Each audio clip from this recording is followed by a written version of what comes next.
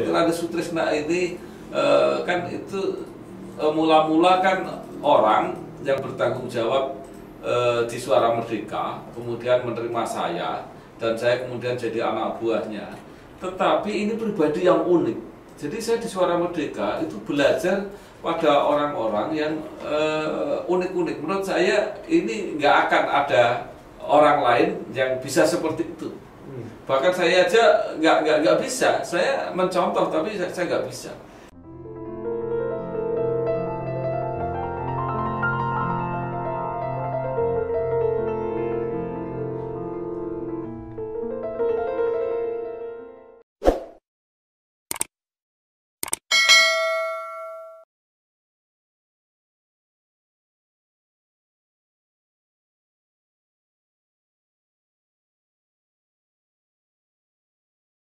Assalamualaikum warahmatullahi wabarakatuh. Kembali lagi ini di acara wawancara dengan Pak Bambang Sadono. Sekarang sudah sampai episode ke-8. Ini akan membahas buku 60 tahun Bambang Sadono yang terbit tahun 2017. Kali ini kita berdua di sini akan membahas halaman 239 yaitu Dr. Andes Sutrisna yang pernah menjadi pemimpin redaksi Suara Merdeka. Beliau menulis sebagai berikut.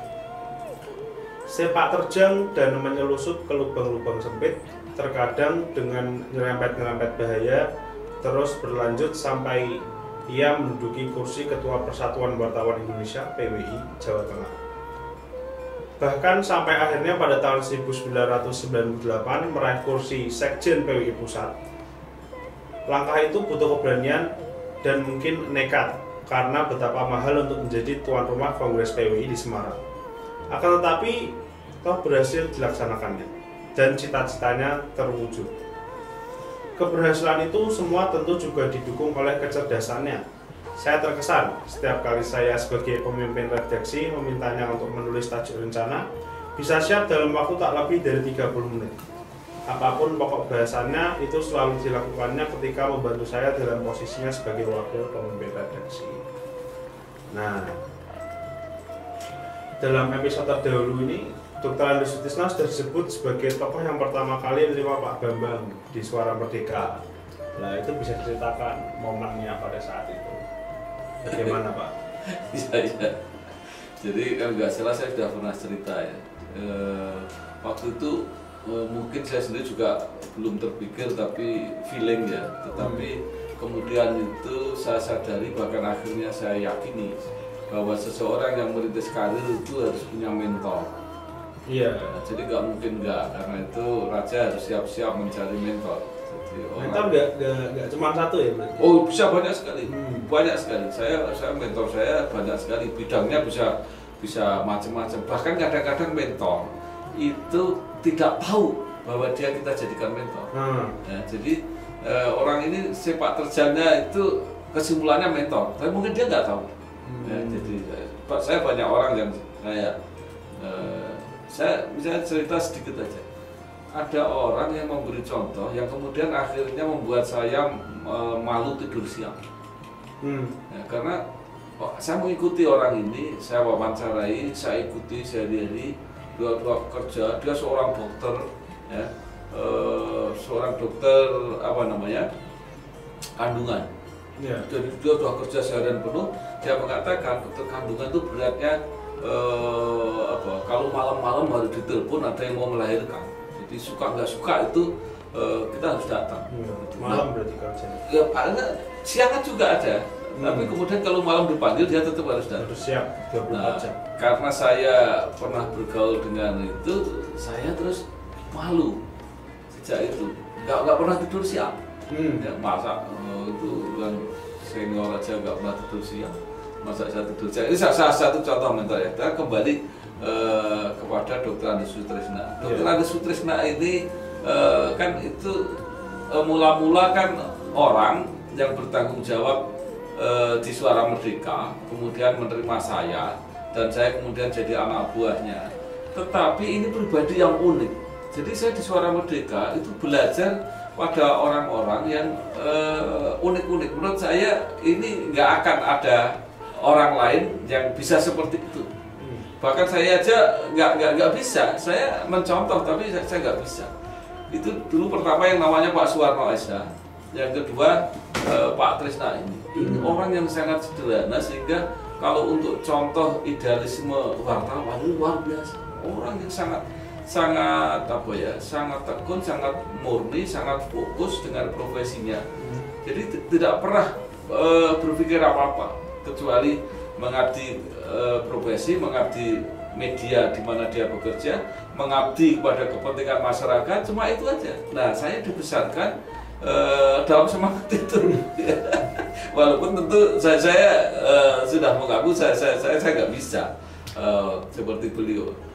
Jadi yang saya kenang misalnya Pak Trisna itu kan jadi ketua PWI Jawa Tengah lama sekali. Kalau nggak salah sampai 12 tahun, karena dulu belum ada ketentuannya, jadi dia sampai 3 periode.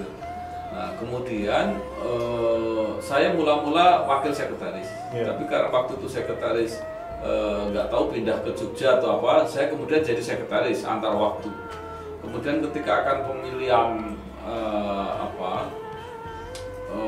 jabatan sekretaris, kalau nggak salah itu tahun 88 ya, kira-kira itulah 90-an awal lah kira-kira itu. Nah, kemudian beliau di dalam suatu rapat itu mengatakan bahwa ini kita akan mengadakan pemilihan ketua PWI Jawa Tengah, dan saya nggak boleh nyalon lagi, saya sudah 3 kali tidak boleh. Maka teman-teman yang mau nyalon silahkan. Nah, udah 2 orang yang mengatakan, karena memang posisinya lebih senior dari saya dan dia jabatannya udah wakil ketua, saya waktu itu sekretaris.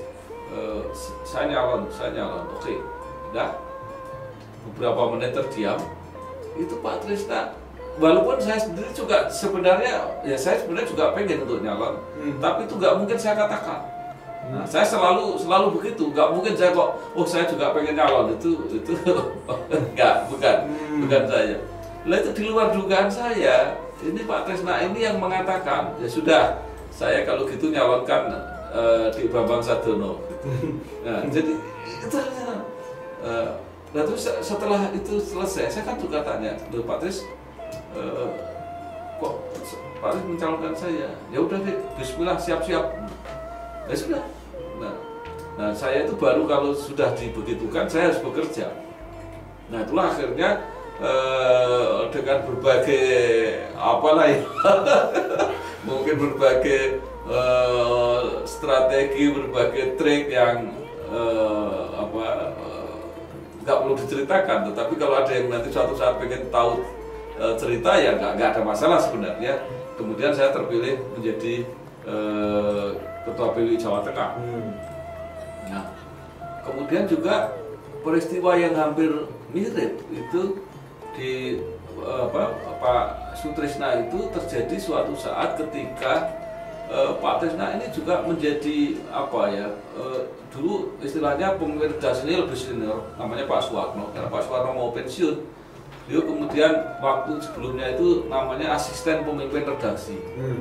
Nah, jabatannya asisten pemimpin redaksi, kemudian dia diangkat menjadi pemimpin redaksi. Nah, suatu saat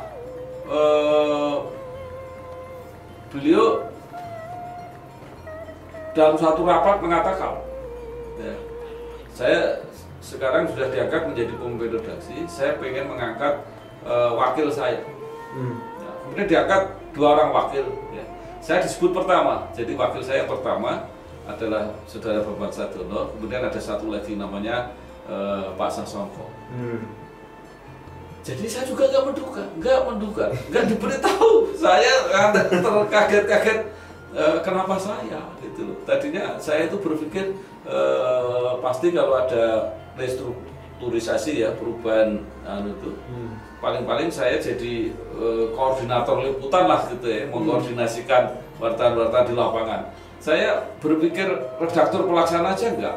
Jadi gini, kalau di perusahaan surat kabar itu yang tertinggi namanya pemimpin umum dulu ya.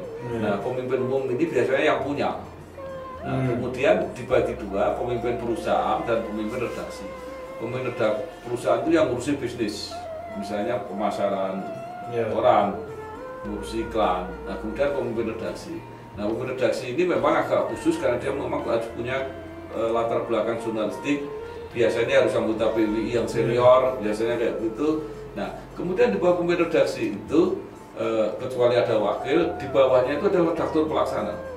Jadi redaktur pelaksana itu yang memimpin operasi sehari-hari, yang mengerjakan kerjaan di kantor itu. Nah, di bawah redaktur pelaksana itu biasanya dibantu namanya koordinator liputan. Jadi koordinator liputan itu yang memimpin pengerahan wartawan lapangan, itu namanya koordinator liputan. Biasanya dia mempunyai jaringan di biru-biru atau wartawan di berbagai daerah. Nah, kemudian redaktur pelaksana ini dibantu namanya desk editor. Jadi desk itu dibagi sesuai bidang. Bidangnya kota, bidangnya daerah, bidangnya nasional, bidangnya ekonomi, bidangnya olahraga itu. Nah, pada waktu itu saya itu kepala aja enggak, kepala desk aja enggak. Saya hanya anggota desk nasional namanya. Nasional itu yang berita-berita nasional, internasional itu di situ. Itu ada kepalanya. Jadi saya anak buah di situ. Ya. Padahal setelah itu kepala desk nasional itu di atasnya masih ada redaktur pelaksana. Nah, di atas redaktur pelaksana itu baru pemimpin redaksi, wakil pemimpin redaksi. Jadi saya ini unik di dalam karir saya sebagai wartawan, saya nggak pernah jadi kepala desk. Ya, itu tidak pernah jadi redaktur pelaksana, tetapi langsung jadi wakil pemimpin redaksi. Nah itu yang itu sebelum jadi ketua PWI. Kelihatannya itu hampir-hampir bareng-bareng. Saya lupa mana yang duluan ya, antara itu hampir-hampir. Berarti masa-masa itu Pak Sutrisna ini benar-benar membantu karirnya Pak. Justru itu yang menjadi ini. Iya, jadi saya di luar juga beliau, saya di dalam juga beliau. Jadi saya juga nggak tahu itu kenapa beliau mungkin sejak pertama ketemu saya pertama kali saya dari Tegal itu yang mungkin beliau sudah, karena nanti banyak cerita yang itu tadi yang romantika saya bersama beliau itu luar biasa sekali ya. Jadi artinya itu, jadi saya dan beliau itu menetapkan jabatan namanya itu wakil pemimpin redaksi. Padahal ketika beliau itu namanya asisten pemimpin redaksi. Saya sudah tahu artinya, tapi beliau menjelaskan, Dek, ini bukan asisten loh, tapi wakil. Ya, tahu bedanya nggak antara asisten dan wakil? Kalau wakil punya kewenangan. Nah, jadi kalau asisten itu hanya membantu, tapi kalau wakil berarti boleh mewakili. Nah itu, jadi beliau memang menempatkan itu luar biasa menurut saya. Ya, jadi banyak pekerjaan-pekerjaan yang akhirnya saya juga ngeluh sama beliau. Misalnya ada, karena saya wakil redaksi bidang SDM, kan banyak teman-teman yang bermasalah nih. Wartawan itu bermasalah. Masalah pertama misalnya masalah uang. Jadi wartawan yang menerima suap itu masalah kan. Terus masalah yang kedua itu banyak sekali, itu yang wartawan itu suka pacaran. Nah, yang repot kalau pacaran sama temennya sendiri sekantor, itu masalah. Nah ini kan jadi tugas saya. Nah saya juga ngeluh kalau ini yang rankingnya itu atau angkatannya di bawah saya nggak masalah. Saya gampang, saya ngomong adalah ini itu bisa. Tapi kalau ini lebih senior dari saya itu kan susah. Gimana caranya kalau ada jadi di luar masalah ini ada masalah misalnya pekerjaan. Jadi kalau kita nggak puas terhadap kinerja itu repot, karena ada yang merasa senior kan susah diatur-atur gitu, itu masalah juga. Nah saya kalau Pak kok saya bagian tugasnya yang kayak begini Pak, repot. Pak Tis jawabnya enak aja, ya udah deh nggak apa-apa jalani aja. Wong itu dulu juga tugas saya kayak gitu. jadi saya nggak lagi. Nah terus kemudian ternyata sama Pak Tris ini tidak hanya urusan pekerjaan. Jadi di rumah juga beliau rumahnya kebetulan saya kan pernah cerita bahwa saya rumahnya dekat dengan Pak Darmanto Yatman. Pak Sutrisna ini di Sampangan juga, walaupun agak jauh. Jadi pertama kenangan saya pertama itu ketika saya belum punya tustel, ya punya tustel tapi nggak begitu bagus lah dulu waktu saya punya Sigel tua gitu. Saya begitu di Semarang saya dipinjami tustel oleh Pak Sutrisna. Tustel itu apa? Tustel apa bahasanya? Kamera. Oh, kamera. Kacau nih. Jadi saya dipinjam kamera. Saya pikir itu mau dikasihkan saya, gitu ya. Ternyata setelah saya beli tustel sendiri, itu dia kan sudah beli sendiri tustel saya dulu mana, akhirnya diminta lagi. Tapi bukan itu yang penting. Yang penting beliau itu perhatian. Jadi begitu saya kerepotan itu. Dan kemudian yang kedua ya, saya sering juga bisa pulang untuk diantar itu sering. Tapi ketika saya mulai pacaran gitu ya, itu pernah suatu saat, jadi saya kan di Sampangan itu belum banyak telepon. Kalau saya telepon saya pinjam ke rumahnya dia kan tahu mungkin malam minggu gitu saya nelpon gitu. Dek kalau mau butuh mobil bawa aja mobil saya gitu. Jadi dia tawarin mobilnya untuk pacaran gitu. Luar biasa, saya juga gak mungkin kan. Enggak mau, nggak mungkin melakukan itulah gitu, tapi itulah beliau. Jadi beliau misalnya pernah suatu saat mendapat apa ya, kalau sekarang order gitu atau job untuk menulis company profile. Kamu tahu company profile ya? Sebuah perusahaan besar gitu. Ya mungkin karena kenal Pak Trisna, itu yang diajak juga saya. Ya. Saya ingat persis ini memang kenangan-kenangan yang lucu betul. Itu company profile untuk perusahaan Coca-Cola. Pada waktu itu saya karena culunnya atau karena desanya ya, saya itu nggak suka minum Coca-Cola itu.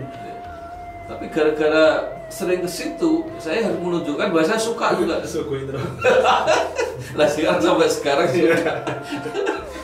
Itu. Jadi itulah cerita-cerita tentang Pak Trisna.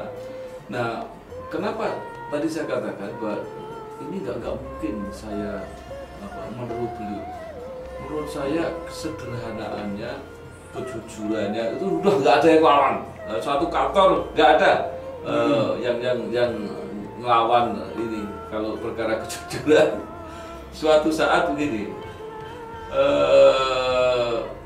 Saya kan dapat inventaris dari kantor itu masih sepeda motor, masih sepeda motor. Jadi sepeda motor itu diberi jatah untuk 1 bulan sekian liter, ada jatahnya itu. Nah, kemudian tapi waktu itu sudah mulai beli ya mobil jelek lah. Itu kalau nggak salah malah mobilnya Pak Warno dulu yang saya beli, Jeep itu hardtop, nah, mobil kayak gitu. Nah, saya kan minta ACC pembelian bensin. Saya pikir asal saya tidak melewati batas jatah bensin saya per bulan, ya kan nggak apa-apa. Ya, nanti kalau jatah saya sudah habis, ya sudah saya nggak bisa ambil kan. Nah, tapi kemudian ketika bon pembelian bensin itu saya serahkan Pak Tris, kan kalau mobil kan lebih dari 10 liter kan kalau kita beli itu, jadi 10 liter. Kalau sepeda motor kan 5 liter aja udah penuh gitu. Nah, jadi Pak Tis itu kalau tanya cuma gini aja, saya juga ketahuan.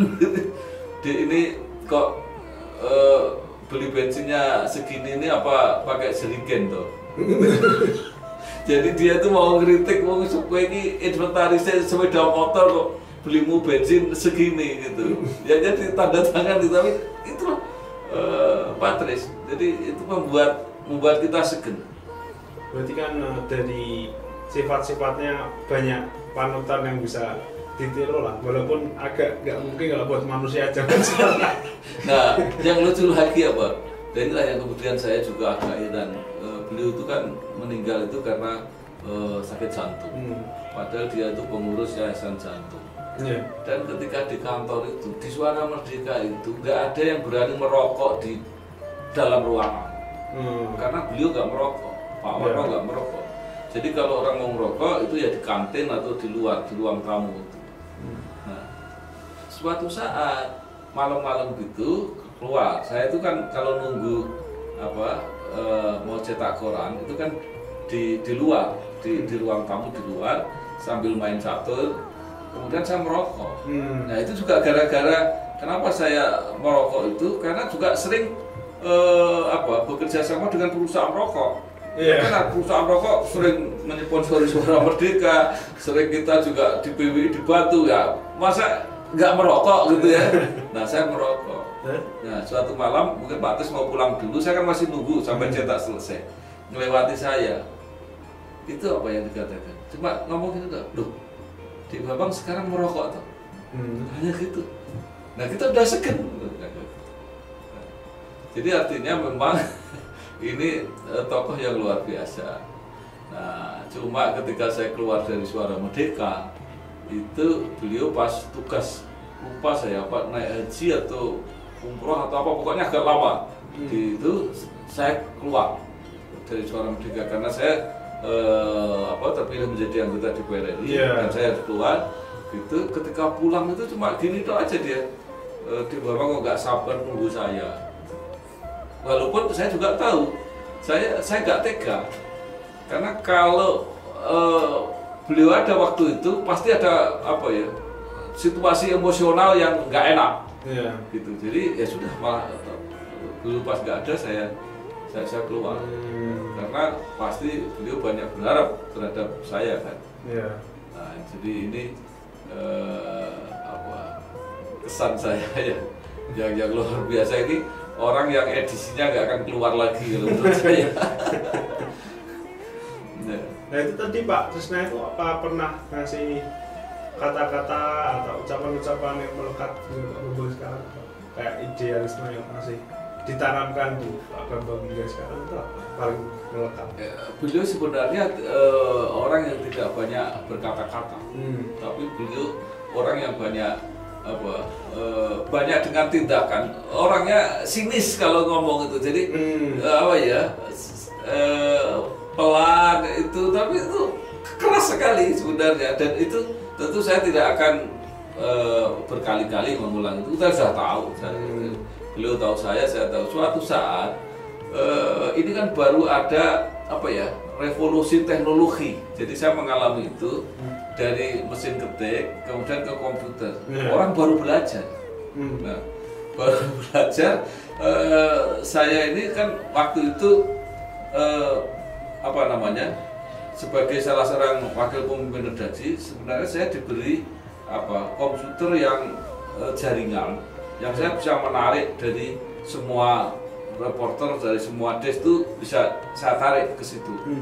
Tapi karena belum belajar, jadi belum menguasai itu, tapi suatu saat sudah harus menghimpun laporan-laporan yang akan dibuat menjadi laporan utama untuk edisi minggu. Itu kan tidak hanya dari satu wartawan, dari banyak wartawan.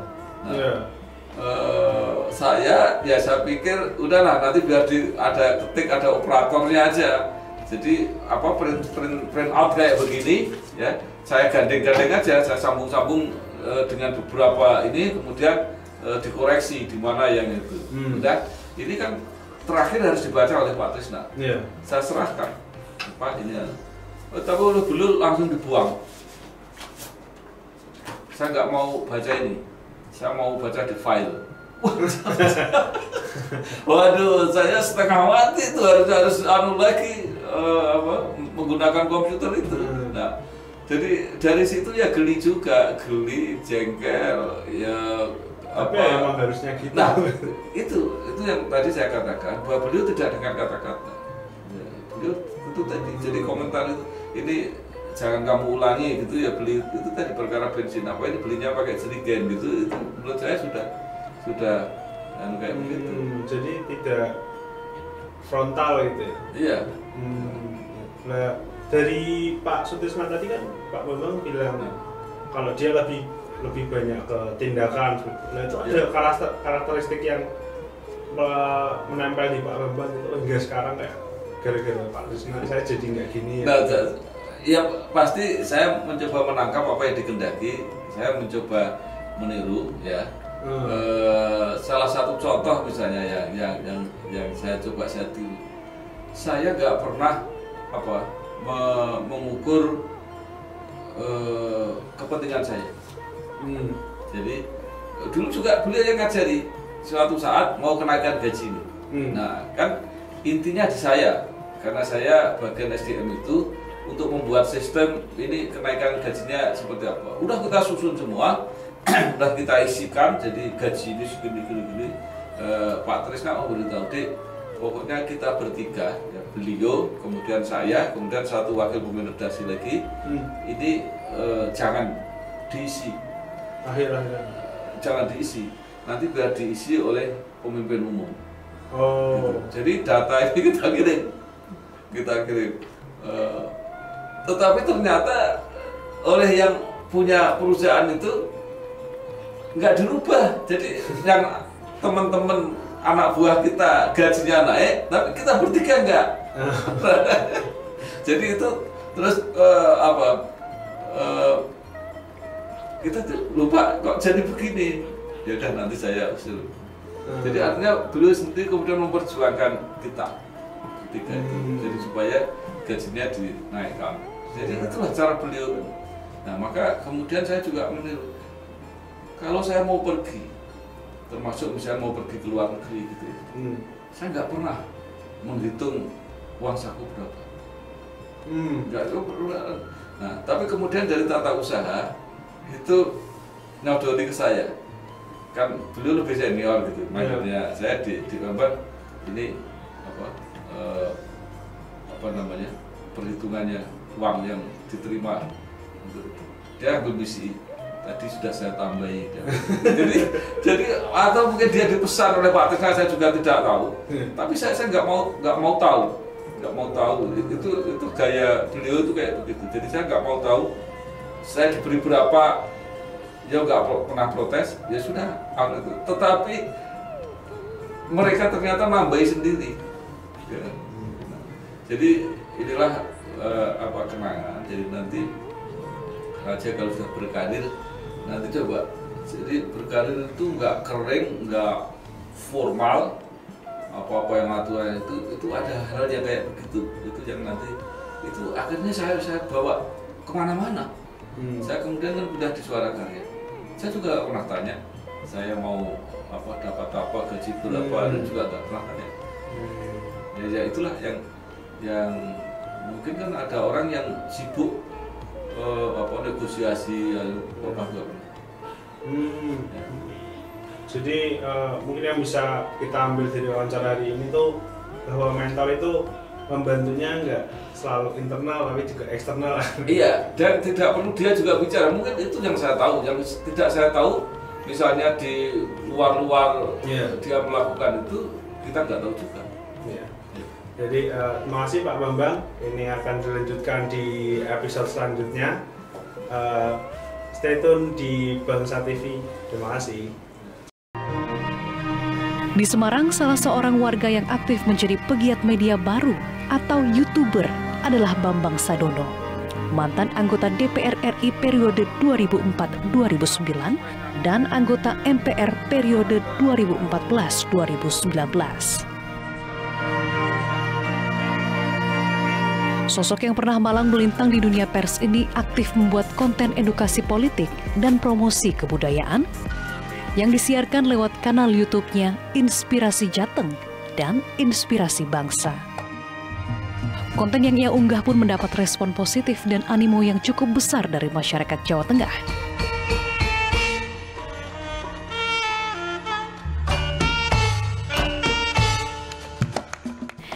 Hingga kini, Bambang Sadono telah mempublikasikan lebih dari 50 video dengan 39.000 pengikut.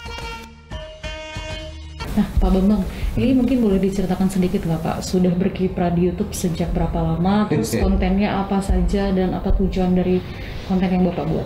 Saya punya Inspirasi Jawa Tengah, itu yang lebih melayani masyarakat Jawa Tengah dalam segala hal, ada pendidikan, ada kebudayaan, kesenian, dinamika misalnya waktu ada COVID dan sebagainya itu.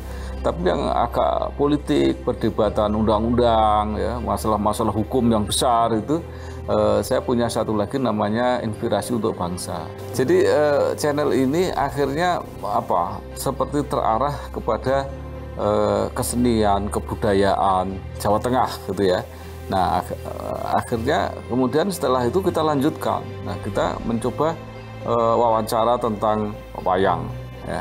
Kemudian kita membuat semacam festival-festival yang menampilkan kesenian. Kemunculan berbagai bentuk new media menurut Bambang Sadono tidak akan membuat televisi ditinggalkan penonton.